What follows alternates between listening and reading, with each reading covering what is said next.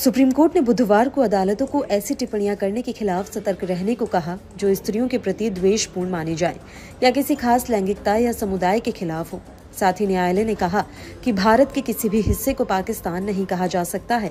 उच्चतम न्यायालय ने अदालती कार्यवाही के दौरान कर्नाटक उच्च न्यायालय के एक न्यायाधीश की कथित आपत्तिजनक टिप्पणियों पर स्वतः संज्ञान लेकर शुरू किए गए मामले की कार्यवाही बंद करते हुए बुधवार को ये कड़ी टिप्पणियां की।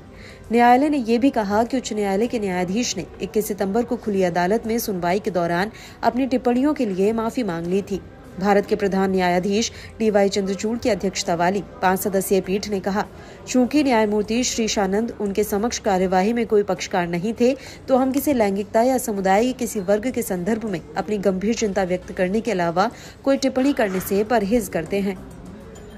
दरअसल शीर्ष न्यायालय ने एक मामले में अदालत की कार्यवाही के दौरान एक महिला वकील के खिलाफ टिप्पणियों और एक अन्य मामले में बेंगलुरु में मुस्लिम बहुल एक इलाके को मिनी पाकिस्तान कहने को लेकर कर्नाटक उच्च न्यायालय के न्यायाधीश की कथित विवादित और आपत्तिजनक टिप्पणियों पर 20 सितंबर को स्वतः संज्ञान लिया था।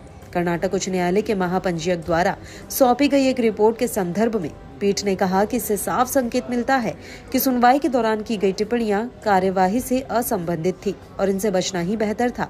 अदालत कक्ष में पीठ द्वारा आदेश सुनाए जाने के बाद अटॉर्नी जनरल R वेंकटरमणी ने अपनी टिप्पणियों के बारे में एक्स पर आए कुछ संदेशों का भी उल्लेख किया और उन्हें पूरी तरह से कटु बताया।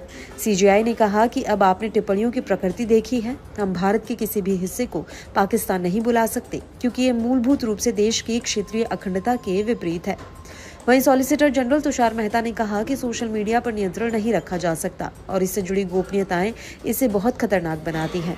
इस पर न्यायमूर्ति चंद्रचूड़ ने कहा कि लेकिन मैं आपको बता दूं कि किसी गलत बात पर पर्दा डालना कोई समाधान नहीं है, बल्कि उसका सामना किया जाना चाहिए। उन्होंने कहा कि इसका जवाब कूप मंडूक बने रहना नहीं है।